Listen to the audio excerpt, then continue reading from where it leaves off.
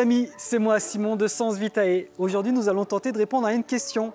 Est-ce qu'il existe des chiens qui ne perdent pas leurs poils? Et pour répondre à cette question, je suis en compagnie du toiletteur expert de chez Vetclinic Antananarivo, Madagascar. Hervé, bonjour. Oui, bonjour monsieur. Alors Hervé, est-ce que tu peux me dire à moi et à nos spectateurs qui nous regardent, ceux qui rêvent beaucoup, est-ce qu'il existe un chien qui ne perd pas ses poils? Selon ma connaissance, ça n'existait pas. Ça n'existe pas.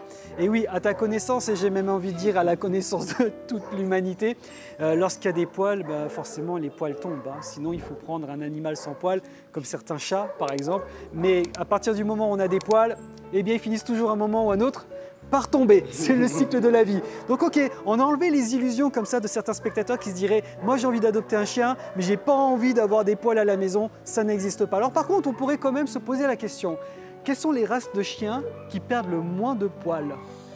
Ce sont les chiens qui ont les poils ras, par exemple, un Ridgeback, une Chihuahua et un Doberman, par exemple. D'accord. Donc c'est-à-dire tous les chiens qui ont des poils très courts, absolument très courts, comme tu l'as cité, le Ridgeback, qui est une race de chien d'origine africaine, de Rhodésie.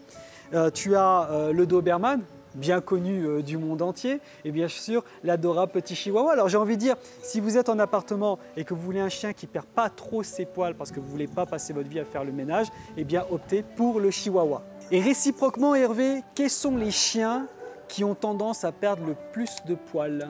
Ce sont les chiens qui ont des poils longs, par exemple les Sibériens Husky, les Persiens allemands et les Coton de Tuléar.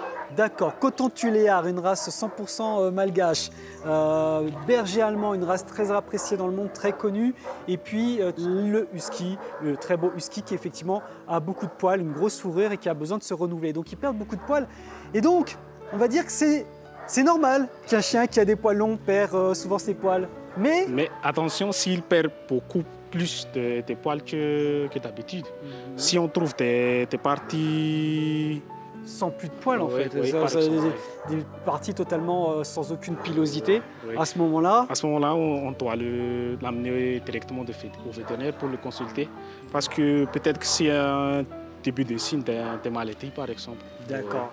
Donc c'est normal que le chien perde des poils. Attention, s'il perd ses poils de manière anormale, plus que d'habitude, ou s'il y a carrément des zones qui n'ont plus de pilosité, il faut l'emmener immédiatement chez votre vétérinaire pour une consultation. Ça peut être un parasite, comme le démodex qui crée la maladie de la démodécie, ça peut être des piqûres d'insectes, ou ça peut être encore des choses qui sont pires et moins facilement guérissables. Merci beaucoup Hervé.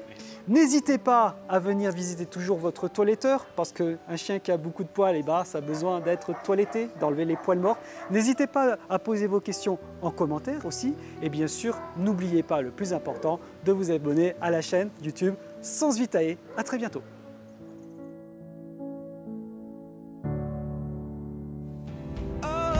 We are